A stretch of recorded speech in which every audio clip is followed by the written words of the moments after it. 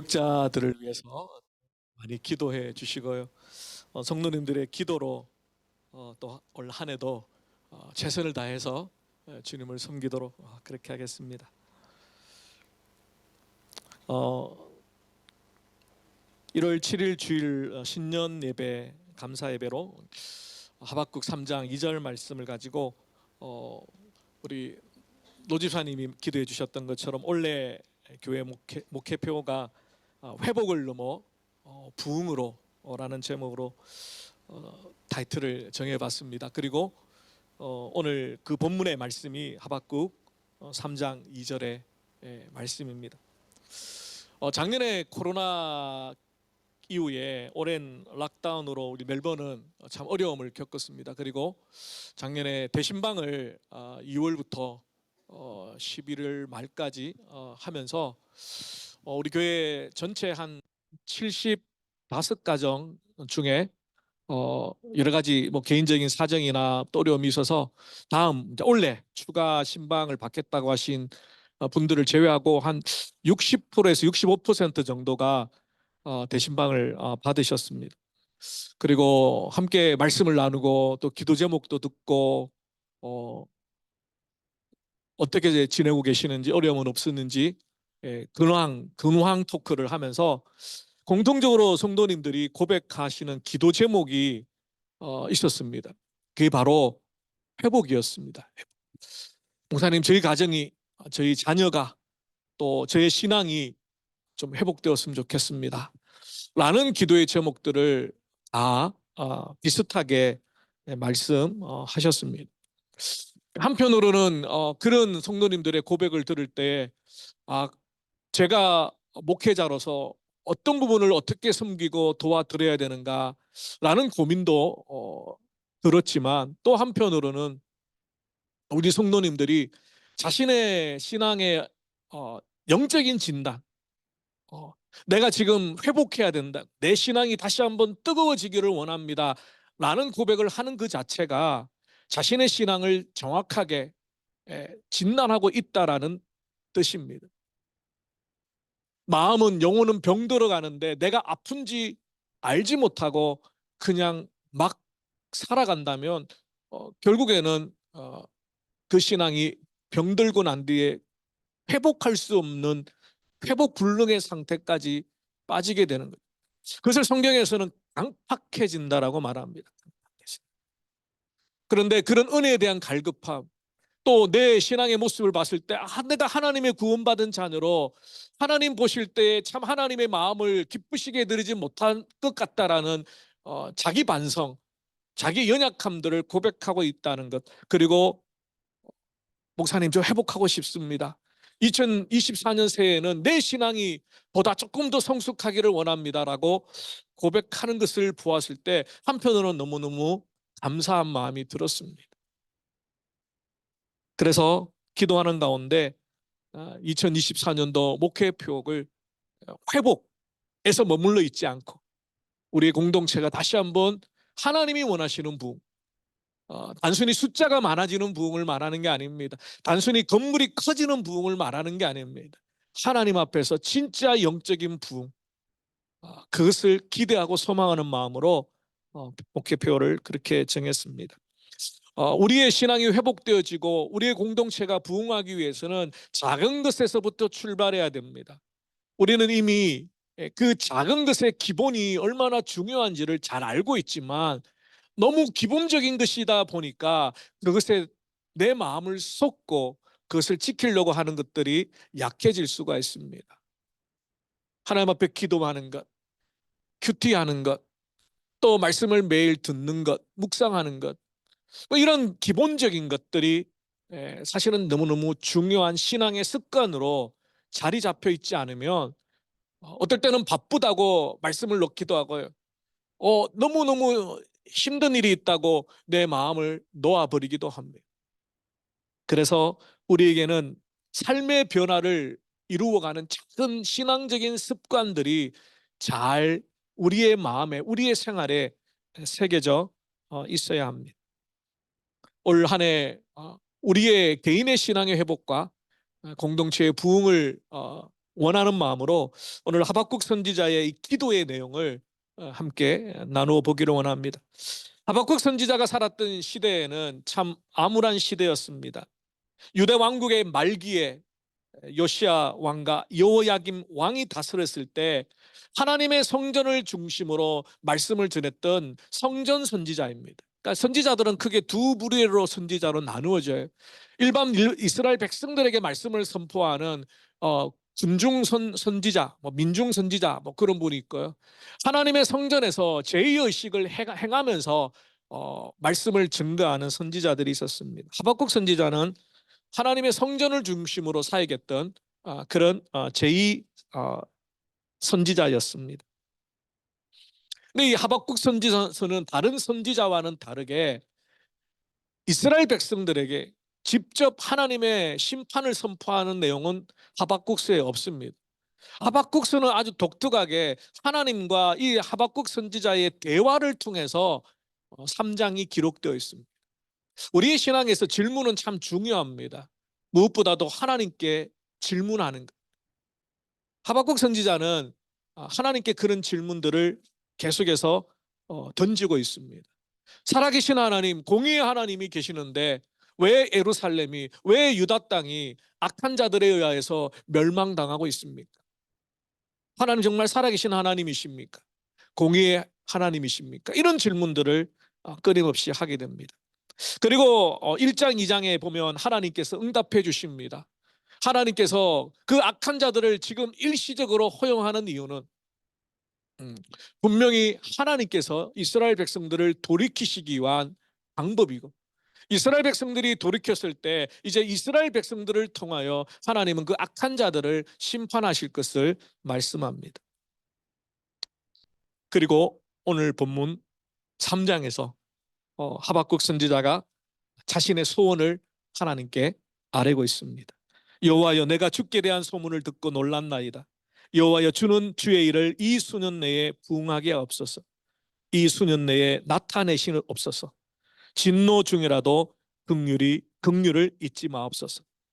여기는 세 가지 기도의 제목이 담겨 있습니다. 간략하게 하나씩 이 세 가지 기도 제목을 묵상해 보기를 원합니다. 하박국 선지자가 고백했던 주께 대한 소문, 이 소문이 무엇일까? 하박국서에는 명확하게 기록되어 있지 않기 때문에 우리가 그냥 추측해 볼 뿐입니다. 일반적으로 이 소문이라는 단어가 우리가 너무너무 잘 알고 있는 쉐마라는 단어입니다. 들어라, 신명기 6장 말씀입니다. 하나님의 말씀을 들으라 할 때 사용되어졌던 단어입니다. 그러므로 이 소문이라고 번역된 이 단어는 어떤 의미에서는 사람들 사이에 설왕설래하면서 카드라 방송처럼 흘러나오는 일이 아니라 주에 대한 소문은 주님의 능력이 나타나는, 감출 수 없는, 숨길 수 없는 하나님의 놀라운 권세와 하나님의 일하심이 온 세상 가운데 저절로 드러나게 되는 그런 의미의 소문입니다.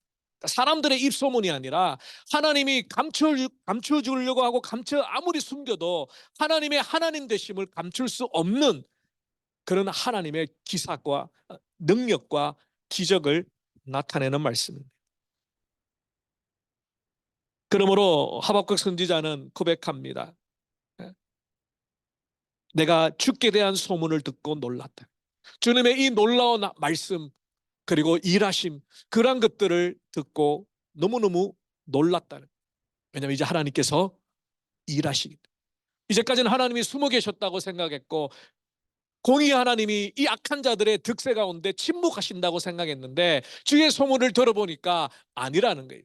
하나님은 여전히 일하고 계셨고 하나님은 여전히 하나님의 백성들을 지켜 보호하여 주셨다는 겁니다.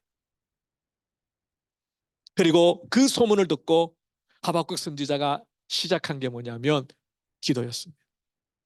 여러분, 이 소문을 들었을 때 그 당시에 하박국 선지자의 삶의 자리는 참 어렵고 힘들었습니다. 바벨론을 공격해가지고 몇 번이나 공격해서 예루살렘 성정을 초토화시키고 이스라엘 백성들을 잡아다가고, 그러니까 그 삶의 현장의 자리는 너무너무 암울하고 낙심할 수밖에 없어요. 그런데 그가 기도할 수 있도록 출발하게 만들었던 건 뭐냐면 여호와의 소문이에요. 주님의 일하심, 여전히 하나님이 살아계시다. 그 소문을 듣고 하박국 선지자는 소망이 생기기 시작했습니다. 그리고 그 소망이 기도의 자리로 이끌어갔다는 것. 그렇습니다. 우리의 개인적인 신앙의 회복과 공동체의 부흥을 위해서 우리가 가장 먼저 해야 될 것은 기도입니다. 기도. 우리가 한동안 기도하지 못했던 코로나로 인하여서 모이지 못했던 그 상황 가운데 감사하게도 하나님께서 새로운 교육관을 허락해 주셨고 지난 주간에 우리 신년 특별 새벽 기도회로 함께 기도 하게 되었습니다. 그래서 오늘 밴드에 올려드렸던 목회 계획표에 보시면 1년에 4번 우리가 특별 새벽 기도회로 함께 기도하려고 합니다. 신년 특별 새벽 기도, 고난주간 특별 새벽, 그리고 7월 첫째 주가 맥주 감사 주일이거든요. 그래서 한 해를 중에 절반을 하나님께 감사하면서 또 앞으로 남은 6개월을 하나님 은혜 가운데 살고자 하는 맥주 감사 특별 새벽 기도, 그리고 추수 감사, 이렇게 4번을 특별 새벽 기도회로 화요일부터 금요일까지 하나님께 함께 기도하려고.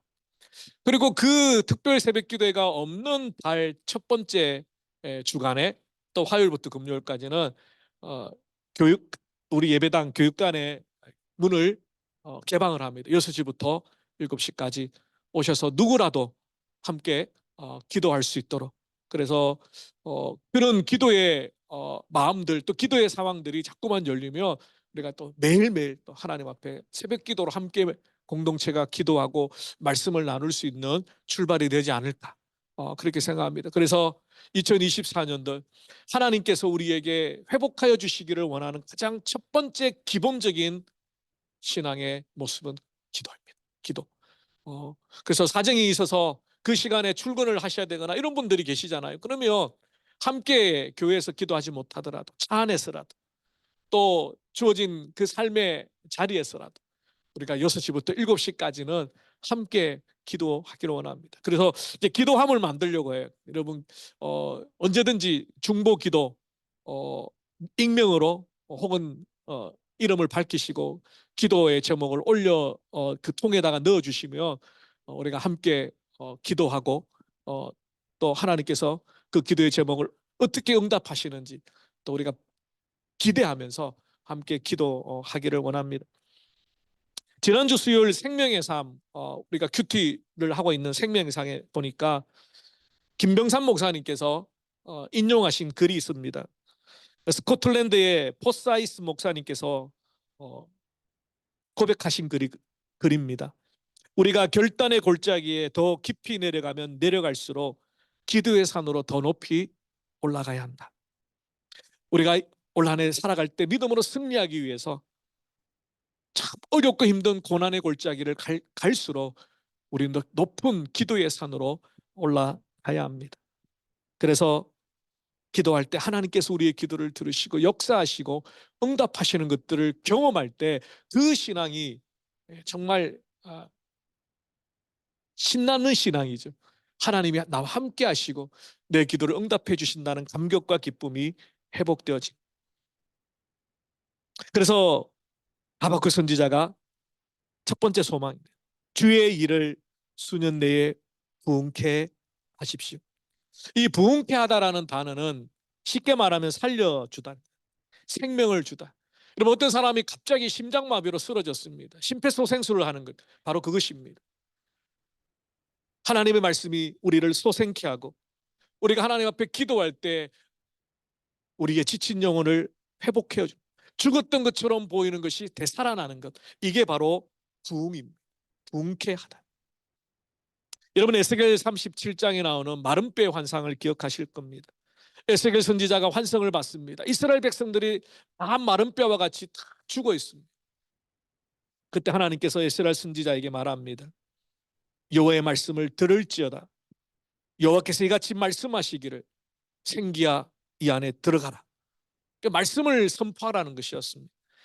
그때 온 사방에서 생기가 불어와서 이 뼈들을 다시 살리고 또 그 뼈들에게 생명력이 들어가서 나중에 지극히 큰 하나님의 군대가 되었다라고 말합니다. 그렇습니다. 회복과 부흥의 역사는 하나님의 말씀으로 시작이 됩니다. 하나님의 말씀이 없이는 마른 뼈와 같은 우리의 영혼이 되살아날 수 없습니다. 회복되어질 수 없습니다. 말씀은 생명이기 때문에 말씀을 읽다가 그 말씀 앞에 거꾸러지는 역사들이 나타날 때 우리의 영혼이 다시 한번 소생케 되고 그 말씀을 붙들고 우리의 삶이 하나님의 군대와 같이 우뚝 서게 됩니다. 영적인 전쟁 가운데 패하는 것이 아니라 말씀의 능력으로 하나님의 군사와 같이 서게 되는 것. 그것이 바로 하나님의 말씀을 통한 부흥입니다. 그러므로 하박국 선지자는 하나님께 그렇게 기도합니다. 하나님 부흥케 하여 주시옵소서. 어떻게 해요? 하나님의 말씀의 능력. 그래서 우리가 큐티를 하고 또 통독을 하고 우리 밴드에도 올려드렸지만 1년 동안 같이 통독하기 위한 그 앱에 초대를 해드렸습니다. 작년 초에는 한 20몇 분이 시작하셨지만 마지막까지 완주하신 분은 7분 정도 되시더라고요. 원래는 더 많은 분들이 함께 성경을 최소한 1년에 일독은 할 수 있도록 일독을 하기 위해서는 하루에 15분 정도만 투자하시면 됩니다. 그러면 1년에 성경을 한 번 읽을 수 있습니다. 원래는 더욱더 하나님 말씀 앞으로 나가고 그래서 주중에 성경 공부 기초교리반이나 어성경반이라든가 또 제자훈련반 그리고 주일 성경반 이렇게 말씀을 통하여 우리 성도님들이 큰 영적인 부흥 또 우리 교회 공동체가 말씀의 은혜로 말미암아 회복되어지는 그런 역사가 있기를 원합니다. 오늘 별지에도 드렸던 것처럼 주중 성경 공부와 주일 성경 공부에 대한 소개가 있습니다. 여러분 그걸 보시고 기도하는 가운데 올 한 해는 말씀 앞으로 우리 모두가 연단받고 훈련받아서 하나님의 군사로 세워져 가기를 원합니다. 두 번째 소망은 수년 내에 나타내시옵소서. 무엇을요? 주의 일을 하나님의 일을 나타내 보여주십시오. 이것은 하박국 선지자의 이 삶의 백그라운드에서는 악인들을 향한 하나님의 심판입니다. 왜냐하면 지금 현실은 악인들이 득세하고 있고 믿음의 사람들이 곤란을 당하고 있기 때문에 하나님의 즉각적인 심판과 개입을 요구하고 있는 것입니다. 근데 이것을 우리의 삶에 적용해 보면요, 하나님의 일하심을 우리가 믿음의 눈으로 본다면 우리의 신앙은 회복하게 됩니다. 부흥하게 됩니다. 믿음의 눈을 열고 하나님이 지금도 살아계셔서 우리의 가정 가운데, 우리의 자녀 가운데, 우리의 교회 가운데, 지금 이 예배 가운데 임재하셔서 우리 예배를 받으시고 우리의 각 사람들의 마음을, 그 기도 제목을, 그 눈물을 닦아주시는 정말 살아계신 하나님으로 고백한다. 그 하나님을 만난다면 우리의 신앙은 다시 한번 회복하게 되고 우리의 공동체는 다시 한번 하나님의 은혜로 부흥케 됩니다. 요한복음 2장에 보면 예수님께서 가나의 혼인잔치 가운데 물로 포도주를 만드신 기적을 행하게 됩니다. 나중에 기회가 되면 이 본문을 조금 더 깊이 묵상을 하도록 하겠습니다. 거기에 여러분 어떤 누구가 가장 신났을까요? 등장인물이 예수님이 있었고요. 예수님은 마리아가 있었습니다. 그 혼인잔치를 주관하고 있는 연회장이 있습니다. 그리고 하인들이 있었습니다. 예수님의 제자들도 있었습니다. 근데 거기 보면 가장 신나는 사람, 가장 신이 나서 얼굴에 기쁨이 가득한 사람, 바로 하인이었습니다. 연회장은 물로 된 포도주를 맛보고도 어디서 났는지 알지 못하되 물돈 하인들은 알더라, 알더라, 알더라. 이 세 단어가 너무너무 중요합니다. 우리의 신앙에는 알더라가 필요합니다. 우리의 신앙의 삶에는 알더라가 필요합니다. 마리아는 예수님께서 무엇이든지 하든지 그대로 순종하라고 가이드라인을 줬습니다. 근데 하인들 입장에서는 좀 난감하지요. 지금 포도주가 다 떨어졌습니다. 그런데 예수님께서 물을 가득 채우라고 말합니다. 그리고 그 물을 떠다 주라고 말합니다. 여러분, 그 하인들이 반신반의했겠죠. 아니 지금 다들 하객들이 술에 취해 있으니까 물을 갖다 줘도 포도주라 그러면 지금 술 취해 있어서 믿겠지. 예수님이 속임수를 쓰나? 이게 무슨 효과가 있나? 그런데 순종했습니다. 분명히 물을 채워서 갖다 줬는데 그 물을 떠다가 하객들에게 나누어 줄 때는 최고의 포도주로 바뀌어 있었습니다. 근데 성경 뭐라고 말합니까?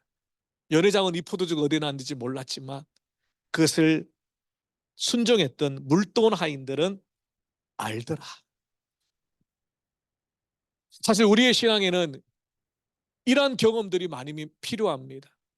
하나님의 말씀은 내 경험과 내 생각과는 배치되지만 그러나 그 말씀에 순종하였더니, 예수님의 말씀에 순종하였더니 놀라운 역사와 기적을 경험하게 됩니다. 그 물도온 하인들이 얼마나 신이 났겠습니까? 모르긴 몰라도 예수님하고 눈이 쫙 마주쳤을 거예요. 예수님도 한번 시끄 웃어줬겠죠. 하인들도 예수님 최고. 우리 신앙생활에는 순간순간 주의 일을 나타내 주십시오. 때로는 그 일의 수정도는 순종함으로 하나님의 일을 이루어드리는 도구가 되기도 하고, 나는 그냥 물만 떠다준 것밖에 없는데 칭찬은 하인들이 듣습니다. 야, 이 포도 어디서 났느냐. 2024년도 한 해 동안 때로는 하나님의 말씀이 내 생각과 내 경험에 맞지 않고 내 상황과 맞지 않지만 하나님의 말씀이기 때문에 순종하였더니 하나님의 일하심을 알게 되었더라. 물도온 하인들만 알았던 하나님의 놀라운 기적의 역사를 경험하는 한 해가 되기를 원합니다. 그런 우리의 교회 2024년. 그래서 10년 동안 우리가 선교사님들을 후원하고 기도만 했는데 원래는 그 캄보디아를 단기 선교로 조금 미션 트립으로 가려고 기도하고 또 준비합니다. 작년에 줌으로 캄보디아 선교사님과 대화를 나누면서 그 상황, 또 우리가 어떤 걸 준비해 가야 될지, 또 어느 시점에 가면 사회 가기가 편한지, 또 상황들이 잘 맞는지 이런 것들을 의논하면서 어, 단기 선교를 통하여서 하나님께서 일하시는 것들을 바라보고, 또 이 멜번 땅에 우리 교회를 통하여 또 하나님께서 일하실 연약한 자들을 섬기고 하나님의 축복의 통로로 세상의 빛과 소금의 직분을 감당할 수 있는 여러 가지 사역들을 우리 성도님들과 함께 지혜를 모아 하나 둘씩 섬겨 나갈 수 있기를 바랍니다. 그래서 주의 일하심을 우리가 알게 되었다. 하나님이 여전히 우리를 통하여 일하시고 있다는 것을 감사하며 깨닫기 위해서 그러한 도전들과 그러한 섬김의 자리로 나아가기를 원합니다. 세 번째 소망은 진노 중에 긍휼을 구하는 것입니다.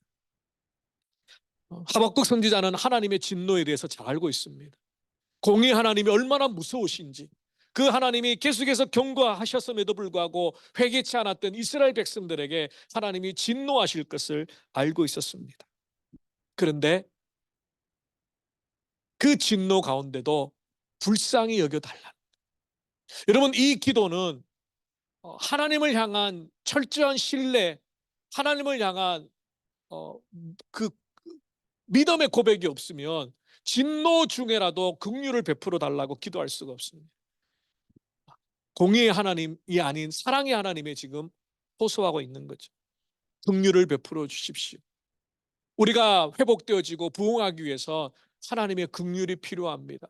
오늘 유전사님 찬양 인도하시면서 원래 율동도 있죠.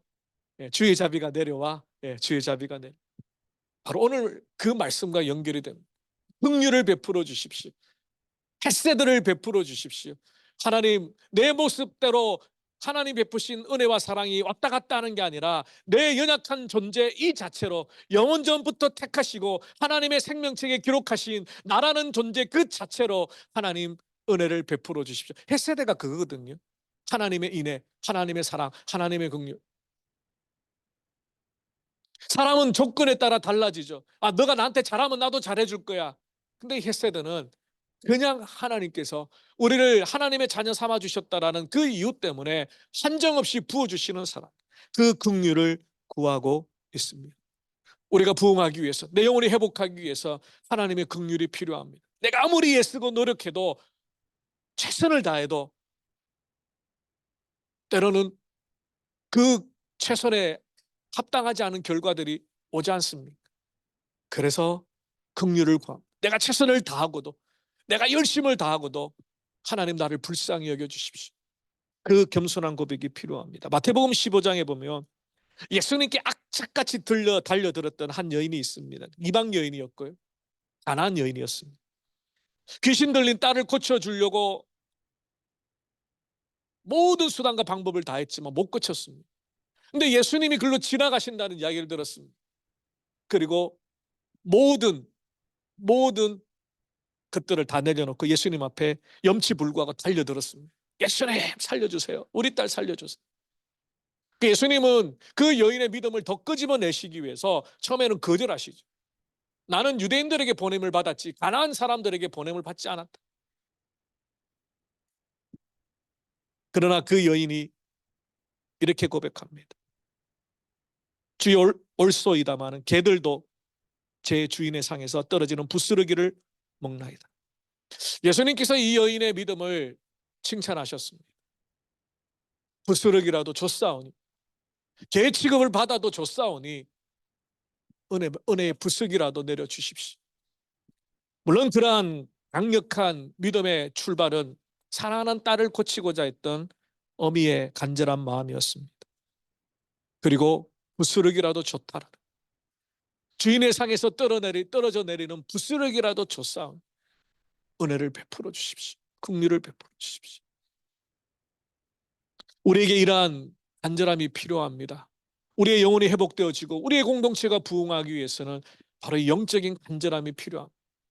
하나님 은혜 주셔도 좋고 안 주셔도 좋고, 하나님 우리 공동체를 회복시켜줘도 좋고 안 시켜줘도 좋고가 아니라 살려주세요.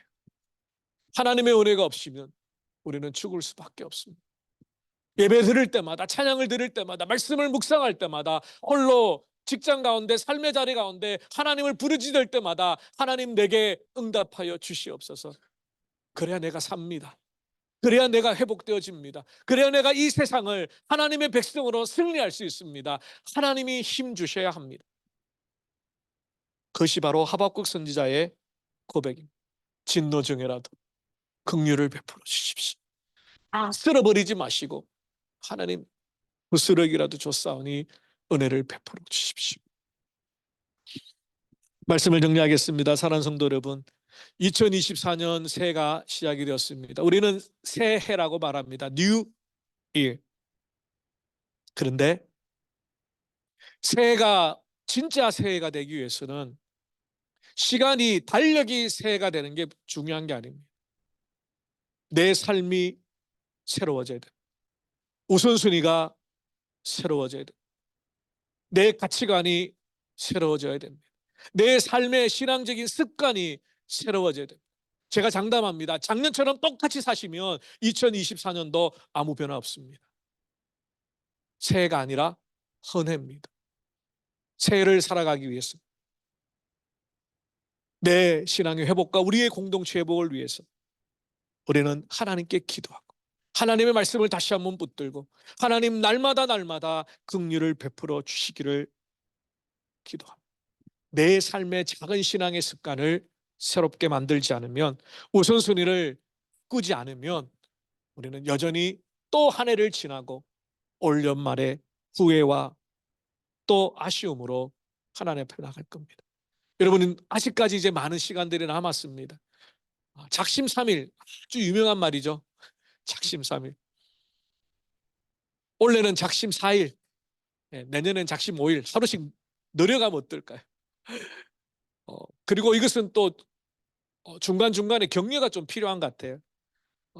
잘하고 있는지, 성경 일독을 잘하고 있는지, 큐티 생활을 잘하고 있는지, 우리 구역장님들을 통해서, 또 우리 안수집사님들을 통해서, 성경부 리더들을 통해서, 교육자들을 통해서 중간중간에 계속해서 점검을 할 필요가 있는 것 같아요.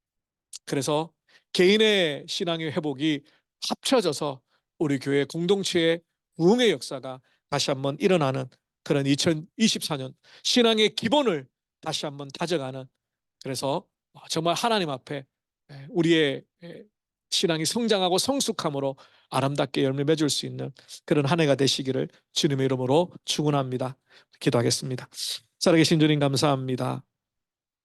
오늘 하나님 2024년도를 기대하고 소망하며 회복을 넘어 부흥이라는 제목으로 함께 말씀을 나누었습니다. 하나님, 하박국 선지자의 삶의 자리는 암울했지만 주의 소문을 듣고 그가 소망함으로 기도하기 시작했습니다. 여전히 우리의 삶의 자리는 어렵고 힘들지만 그러나 주님의 그 일하심을 기대하며 소망하며 다시 한번 기도하기를 원합니다. 주님, 우리를 회복시켜 주시고 우리의 공동체 가운데 다시 한번 부흥의 역사가 일어날 수 있도록, 그래서 주께서 맡겨주신 귀한 사명을 이루가기에 부족함이 없도록 제도를 사용하여 주시옵소서.